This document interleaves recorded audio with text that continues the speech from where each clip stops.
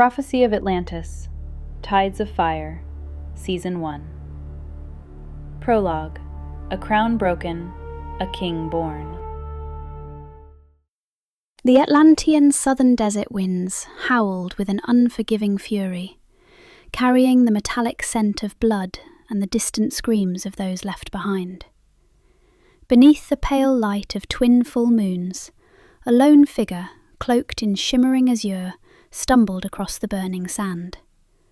Her luminescent pale blue skin pulsed with inner light, with black hair that flowed down her back and silver eyes that shimmered like moonlight on water. Each step was laboured, the weight of both her crown and her unborn child threatening to drag her to the earth.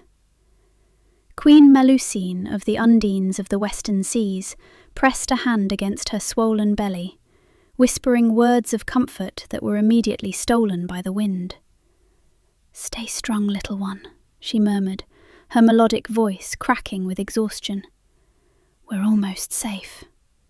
But the lie tasted bitter on her tongue, like the copper tang of blood that wouldn't leave her mouth since her escape.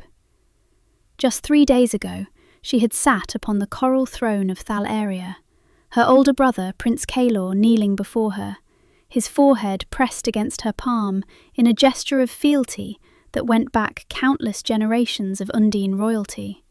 "I'll always protect you, Melu," he had said, using the childhood nickname that only he was permitted. His smile had reached his eyes then, eyes the same shade of opalescent silver as her own. "You and my nephew."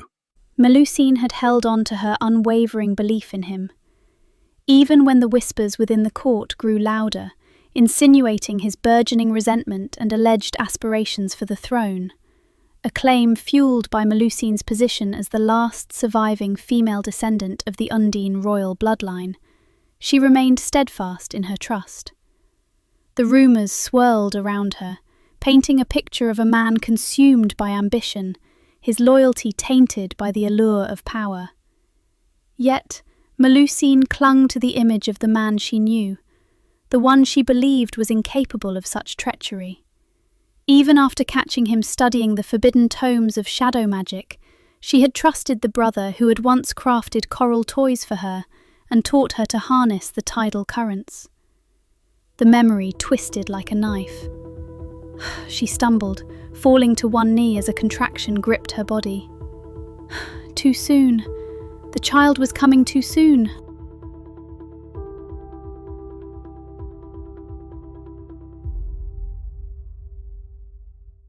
Kaelor stood alone in the forsaken chamber, ankle-deep in viscous fluid that clung to his skin with unnatural persistence. The liquid was black as pitch, yet reflective, mirroring his terror-stricken face in grotesque, rippling distortions. The sanctum stretched before him, vast and ancient, its ceiling lost to an absolute darkness, where obsidian stalactites hung like the petrified claws of some buried leviathan. Each drop that fell from these stone fangs struck the surface with a sound like distant bones breaking, a language of decay and damnation, whispers that carved themselves into his mind, whether he wished to hear them or not. This sacred vault had been sealed since the massacre, not a mere fall, as the sanitized histories claimed, but a bloodletting so profound that the stone itself had drunk deep and never forgotten. Reality felt wrong here, stretched thin, like skin pulled too tight over malformed bones. Desperation alone had driven him past the warnings, past the rusted gates whose sigils of prohibition seemed to writhe and change when viewed from the corner of his eye. He had come seeking answers about his birthright, about the markings that had appeared on his flesh during the blood moon, patterns that burned and shifted beneath his skin as if something alive were trying to surface. On visions that turned his sleep into an endless drowning. The shadows spoke first, their voice slithering into his consciousness. "Your sister betrayed you with a smile on her lips and poison in her womb. The council cast you aside when your usefulness expired. Even the sea, your mother, your mistress, your ancient ally, turned her back when the storm came for you. The voice wasn't his own. It wasn't anyone's. It crawled through his auditory canals like something with too many legs, scraping against his consciousness while simultaneously penetrating his thoughts with the violated intimacy of a memory he couldn't have, but couldn't escape. Kaelor turned slowly, the black water swirling around his calves with deliberate resistance, as if it wished to hold him in place for what approached. His pulse hammered beneath skin that suddenly felt too thin to contain his terror. The chamber's meagre light, phosphorescent lichen that pulsed with sickly rhythms along the walls, dimmed further, as if the primitive organisms sensed the wrongness that drew near. The water at the far end of the chamber trembled, then bulged upward in defiance of natural law. A shape, fluid yet solid, present yet impossible, emerged from the black pool. The entity possessed no features that could be called human, yet suggested humanity in the most disturbing way possible, like something wearing the memory of a person rather than the form itself.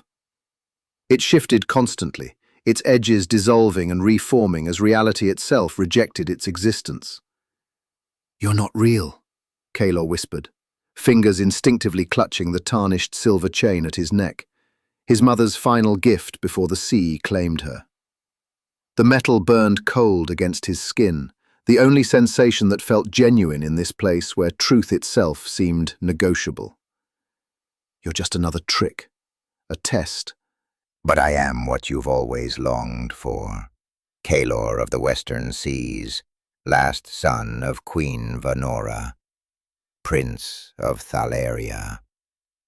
The shadow moved closer, each step sending ripples that seemed to distort more than just the water, as if space itself recoiled from its touch. Its form shifted sickeningly, becoming his mother, her regal face frozen in a death rictus, water eternally pouring from her mouth. Then his sister Melusine, with eyes that leaked darkness down her cheeks. Then finally, most horrifically, Kaelor himself, but crowned in coral that seemed to grow directly from exposed bone, with eyes that burned like bioluminescent trenches, predatory and ancient. I am what you could be, what you were destined to become, if only you would stop fighting the truth that writhes inside you like a parasite seeking escape. Kaelor's breath caught painfully in his throat, his chest constricting as if massive pressure crushed down upon him from the depths above. The chain around his neck grew heavier with each passing moment. "What truth?" he rasped, hating how his voice betrayed him, how his curiosity remained even as his sanity began to crack. The shadow's form settled into terrible clarity, a perfect mirror image of Kaelor, but draped in ceremonial armor not seen since the days when the Leviathan kings ruled the Western Seas. The armor seemed alive, shifting and flowing across the entity's form, like something grown rather than forged. That peace is a lie told by the weak to bind the strong. That balance is weakness masquerading as wisdom. That love is a leash used to tame greatness. You were born to command the tides themselves, Kaelor, not serve as an errand boy to your sister's doddering counselors who fear what they cannot control. The shadows enveloped him like tendrils of liquid night, wrapping around his limbs with possessive hunger. Where they touched, Kaelor's skin burned with glacial cold, and visions flooded his mind of the legendary Leviathan's scepter crackling with power in his grasp, of Thalaria submerged beneath his will, of Melusine kneeling broken before him, pleading for mercy that would never come. The sea is dying, Kaelor. The shadow continued, its voice now a seductive poison flowing directly into his mind. The ancient magics fade. The barriers between worlds grow thin. But you could remake it all. The power sleeps in your blood, waiting. All you need is to let go of what they told you was right. All you need is to embrace what you truly are. The water around them thickened, glowing with an internal crimson light that pulsed with the desperate rhythm of Kaelor's heart. He collapsed to one knee, overwhelmed by cascading visions, of fire consuming the sacred ancient grove, of dark stars imploding above the city of New Atlantis, of the Undine council chambers filled with floating corpses, and a throne of bone and sinew rising from the ruins of everything he had once sworn to protect. He should have recoiled in horror. He should have drawn the ceremonial dagger at his hip and ended his own life rather than consider such abominations. He didn't. Instead, something ancient and terrible awakened within him, a hunger older than his bones, a rage purer than his grief. The visions didn't horrify him. They called to him, sang to him with the irresistible promise of vengeance and power without limit. "Show me how," Kaelor whispered, his voice now harboring something that had never been Undine. "Show me the way." The shadow's face split in a grin that extended too far across its face, if such a thing without true form could smile, and enveloped him in silence deeper than the ocean trench.